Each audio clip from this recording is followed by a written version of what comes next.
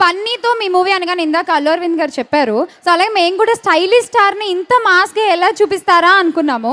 First ఒక look release చేశారు, తర్వాత white and white look release చేశారు. ఇక సినిమా చూస్తే ABC సెంటర్స్ ముగ్గురిని అలా కూర్చోబెట్టేశారు. And it's blockbuster today. Congratulations. Thank you. అందరికీ నమస్కారం అండి. ముందుగా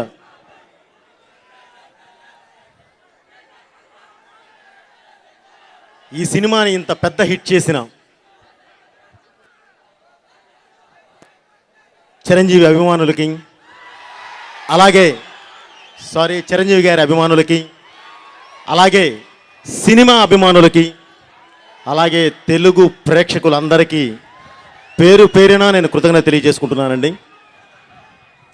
ఎందుకంటే భద్రా నుంచి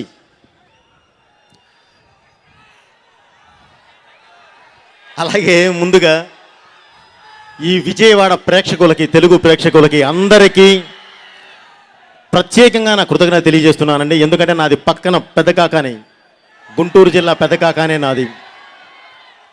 ఈ విజయవాడతో నాకు యాక్చువల్లీ చాలా ఎక్కువ అనుబంధం ఉందండి. ఎందుకంటే ఇక్కడ చాలా నాకు ఎక్కువ రిలేషన్స్ ఉన్నాయండి, బంధువర్గం ఉన్నారు.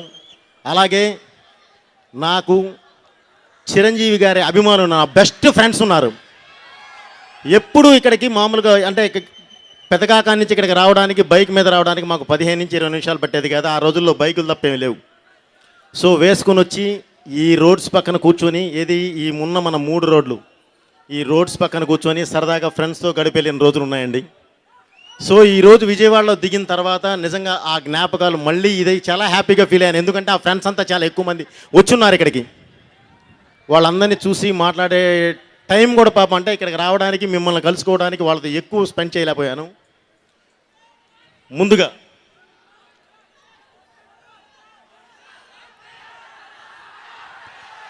ఈ సినిమా ఫస్ట్ నేను ఇది చేసినప్పుడు, కేదార్ నారేట్ చేసినప్పుడు అందరికీ ఈ డౌట్స్ ఉన్నాయండి. మామూలుగా ఒక ప్లాట్ఫామ్ నుంచి ఒక కలర్ నుంచి బోయపాటి గారు వస్తున్నారు, ఒక కలర్ నుంచి బన్నీ బాబు వస్తున్నాడు, ఏంటి వాట్ ఇస్ వాట్ అని ఇప్పుడే ఆ అమ్మాయి యాంకర్ కూడా అడిగింది. ఒక్కటి మాత్రం వాస్తవం అండి, నా చేతిలో ఉన్న మెటీరియల్ని బట్టే నేను ఏదైనా తయారు చేస్తాను. ఒక అద్భుతమైన మెటీరియల్ బన్నీ బాబు. తను దొరికినప్పుడు తనని ఎలా చెయ్యాలి, ఏంటి వాట్ ఇస్ వాట్ అనేది ఒక ఐడియా లేకుండా నేను ఇంత డైరెక్టర్నే కాను, ఒక 5 సినిమాల హిస్టరీ వెనకాల పెట్టుకోను. సో అవన్నీ ఉండి పర్ఫెక్ట్గా నేరేట్ చేస్తే యాజ్ ఇట్ ఈజ్. ముందుగా నేను కృతజ్ఞతలు తెలియజేయాల్సింది అరవింద్ గారికి అండ్ బన్నీ బాబుకి. ఎందుకంటే ఎవరు ఎన్ని చెప్పినా, ఎంతమందికి ఎన్ని డౌట్ ఉన్నా ఒకటే చెప్పారు, మాకు కావాల్సింది ఇది నాన్న, మేము నమ్మాము, నీ ఇష్టం అన్నాడు. అంతే, ఆయన నమ్మకాన్ని పెట్టారు. ఆ నమ్మకాన్ని ఈరోజు బ్లాక్ బస్టర్ చేసి తీసుకొచ్చి మీ ముందు పెట్టాను. అందుకే ఈరోజు మీ ముందుకు రావడం కూడా జరిగింది. ఎందుకంటే ఒక సినిమా, మంచి సినిమాని, మనిషిని వస్తున్నాను మాట్లాడతాను. ఒక మనిషిలో గొప్ప గుణాన్ని పొగడటం అనేది కాదండి, అది గొప్ప లక్షణం కాదు. కానీ ఒక మనిషిని పొగడాలి అనే ఒక మంచి గుణం ఉందో చూడండి, అది ఉన్న ప్రేక్షకులు ఈ విజయవాడ ప్రేక్షకులు, అది ఉన్న ప్రేక్షకులు మన తెలుగు ప్రేక్షకులు. అంటే మనిషిని ఎంత ప్రేమిస్తారో, ఒక మంచిని కూడా అంతే ఆదరిస్తారు. అదే మన తెలుగు సంస్కృతి. అలాంటి ఒక మంచి సినిమాని తీసుకొచ్చి మీ ముందు పెడితే ఈరోజు నెత్తి మీద పెట్టుకొని చేశారు. అంటే 100 crores గ్రాస్ దాటి వెళ్ళిపోయి ఇంకా రికార్డ్స్కి ముందుకు వెళుతుంది అని అంటే దానంతటికీ కారణం మీ అభిమానమే. ఒక మంచి సినిమా తీస్తే మీరు ఎక్కడ పెట్టుకుంటారు, దీని ద్వారా మీరు తెలియజేశారు.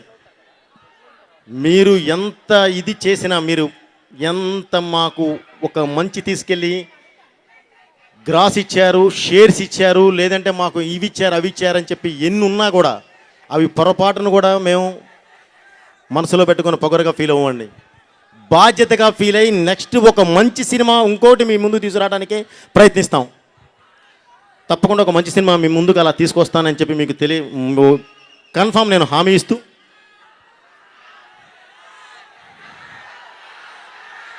తప్పకుండా డెఫినెట్లీ ఈ పరిశ్రమలో నేను 10 కాలాల పాటు ఉండడానికే వచ్చాను. 10 మందితో సినిమాలు చేయటానికే వచ్చాను. తప్పకుండా మీరు ఏం అడుగుతున్నారో నాకు అర్థమవుతుందండి.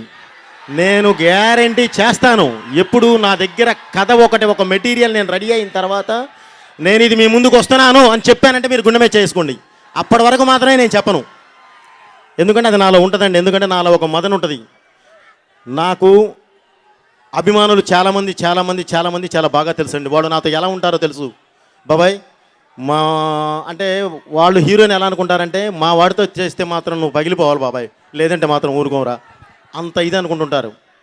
సో వాళ్ళు అంత అభిమానంతో వాళ్ళ హీరోని మా వాడు అన్నారంటే కుటుంబ సభ్యుల్లా ఫీల్ అవుతున్నారు. వాళ్ళని ఎలా చూపించాలి? మేము ఒక అద్భుతమైన స్థాయిలో చూపించాలి అంటే ఒక అద్భుతమైన కథ కావాలి. కథ రెడీ అయిన నెక్స్ట్ మినిట్ మీ ముందుకు అనౌన్స్కి వస్తాం. ఇది క్లియర్. అలాగే ఈ సినిమాకి పనిచేసిన ప్రతి టెక్నీషియన్, అంటే నా కళ్ళు లాంటి నా కెమెరామెన్, నా బ్రెయిన్తో పాటు పరిగెత్తే నా రైటర్స్ రత్నం గారి దగ్గర నుంచి మిగతా వాళ్ళు మొత్తం, అలాగే ఎప్పుడు నా అన్ని అవయవాలు వాళ్ళే నాతో పాటు నడిచే నా డైరెక్షన్ టీం, ఏది ఉన్నా సరే ముందు వాళ్ళతోనే స్టార్ట్ అయ్యేది. అలాగే నా ప్రొడక్షన్ టీం ఎప్పుడు వాళ్ళే ఇదయ్యేది. అలాగే నా వెనకుండి, అంటే నేను ఎప్పుడు చెప్తుంటాను, నేను ట్రైన్ లాంటి వాడిని ఏదైనా లాక్కెళ్ళిపోగలను, నాకు ఆ దమ్ముంది. కానీ నేను లాక్కెళ్ళాలి అని అంటే నా వెనక నా కింద ఉండాల్సింది మెయిన్ ఏంటంటే అద్భుతమైన ట్రాక్, బలమైన ట్రాక్. ఆ ట్రాకే అరవింద్ గారు, నా ప్రొడ్యూసర్. ఆయన అంత బలంగా ఉండబట్టి ఈరోజు ఒక అద్భుతమైన సినిమా తీసి మీ ముందు పెడితే బ్లాక్ బస్టర్ చేసి అక్కడ కూర్చోబెట్టారండి. డెఫినెట్లీ అలాంటి నా ప్రొడ్యూసర్స్ అందరికీ నేను ఎప్పటికీ రుణపడి ఉంటానండి. వాళ్ళందరికీ పేరు పేరున కృతజ్ఞత తెలియజేస్తూ, అలాగే నా సినిమాకి పనిచేసిన ప్రతి ఒక్కళ్ళని ఎవరన్నా మర్చిపోయినా నా ఆర్టిస్టులందరినీ, ప్లస్ అలాగే నా ప్రొడక్షన్ నుంచి నా డ్రైవర్ల వరకు, నాతో పనిచేసిన డ్రైవర్ల వరకు అందరికీ నా కృతజ్ఞత తెలియజేస్తూ, అలాగే ఒక్క విషయం చెప్పాలండి. శ్రీకాంత్ భయ్య ఒక హీరోగా చేస్తున్న శ్రీకాంత్ గారు ఈ సినిమాలో బాబాయ్ క్యారెక్టర్ చేయటం అనేది నిజంగా అతనికి హ్యాట్స్ ఆఫ్, చాలా గొప్పగా ఫీల్ అవ్వాలి. అలాగే మిగతా వాళ్ళు ఏది చేసినా పర్లేదు కానండి, ఆది పినిశెట్టి తన గురించి కంపల్సరీ నేను చెప్పాలి. ఎందుకంటే ఒక గ్రేట్ డైరెక్టర్, తెలుగు పరిశ్రమకి అందరికీ బాగా పరిచయం ఉన్న డైరెక్టర్, అద్భుతమైన సినిమాలు తీసి మీ ముందుకు తీసుకొచ్చిన రవిరాజ పినిశెట్టి గారి అబ్బాయి. ఆయన అందరూ విలన్ అన్నారు. నేను విలన్ అని పిలవలేదండి, అసలు ఆ మాట కూడా చెప్పలేదు. అరవింద్ గారికి చెప్పినప్పుడు కూడా ఆపోజిట్ క్యారెక్టర్, అంటే ఒక బన్నీ లాంటి హీరో అలా ఉంటే ఎదురుగా ఢీ కొట్టేవాడు బలమైన వాడు ఉండాలి. ఆ బలమైన వాడు ఎవడయ్యానంటే ఆదిని సెలెక్ట్ చేసామంటే అర్థం చేసుకోండి ఎంత బలమైన వాడు.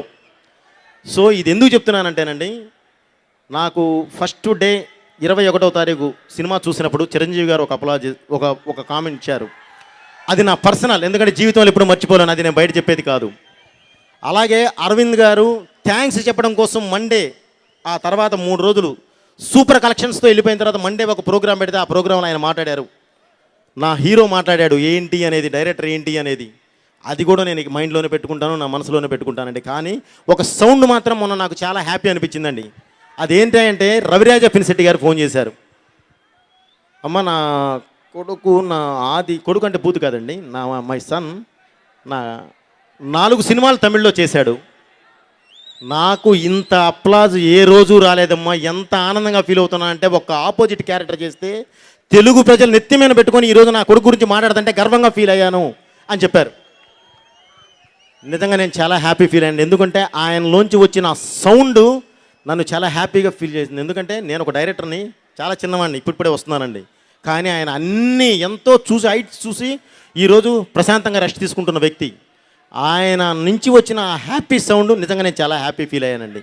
సో ఈ సినిమా చేసినందుకు, మా రెస్పెక్ట్ ఇచ్చి చేసినందుకు ఆది గారు థ్యాంక్ యూ సార్. అలాగే మిగతా మన ప్రభాకర్ అండ్ మన సమీర్ భయ్య మొత్తం అందరికి కూడా పేరు పేరున ఇచ్చేస్తూ ప్రత్యేకంగా చెప్పాల్సింది ఒకటి, రకుల్ ప్రీత్ సింగ్ అండ్ క్యాథరిన్.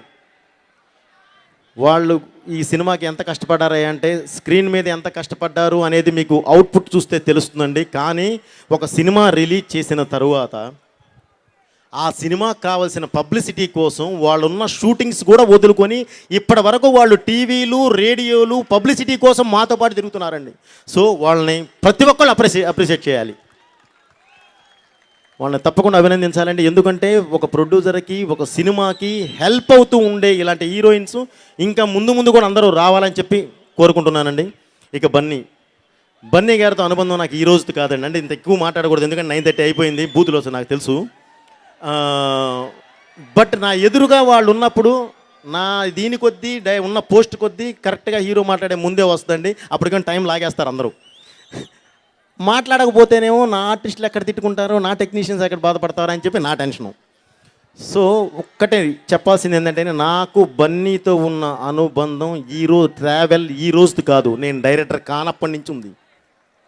అది ఎంత ఇదయ్యా అంటే, నేను ఒక బంధుత్వంతోనూ ఇంకోటో చెప్తే చాలా తక్కువైపోద్ది. అంత అద్భుతమైన రిలేషన్ అండి. నేను డైరెక్టర్ అవడంలో తన పార్ట్ ఉందంటే అర్థం చేసుకోండి ఎంత ఇది ఉంది అనేది. సో బాబు, మన రిలేషన్ ఎప్పుడు ఇలానే ఉండాలని కోరుకుంటూ, అలాగే తప్పకుండా ఒక హామీ మాత్రం ఇవ్వగలను. ఇప్పుడు బ్లాక్ బస్టర్ సరైనోడు చూశారు, ముందు చేయబోయేది ఏదైనా సరే మీరు గుండెల మీద చేసుకొని చూడండి. అలాగే ఇంకొకటి కూడా చెప్తున్నానండి, మీరిచ్చిన ఈ ప్రోత్సాహం డెఫినెట్లీ అభినందనగానే తీసుకుంటాను. ఇలా విని గుండెల్లో దాచుకుంటానే తప్ప అది గర్వంగా ఇంకోగాను ఫీల్ అవ్వకుండా. మీ రుణం ఎలా తీర్చుకుంటామంటే, ఇక ముందు మంచి సినిమాలు తీసుకొచ్చి తీర్చుకుంటాను తప్పకుండా.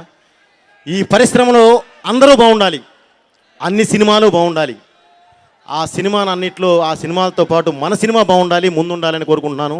అందరూ బాగుండాలి, మనము బాగుండాలి. Thank you, me Boyapati Srinu. Thank you sir. Sir please మీరు ఇక్కడే వేదిక మీద ఉండాలి. మన ఆర్టిస్టులు అందరినీ కూడా స్టేజ్ మీదకి ఇన్వైట్ చేద్దాము. So please welcome once again Sameer గారు, ప్రభాకర్ గారు అండ్ ఆది గారు, శ్రీకాంత్ గారు. మంచి పంచ్ డైలాగ్ చెప్పే వెళ్తాను.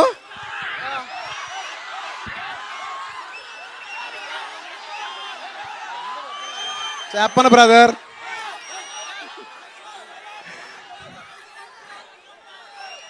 అలాగే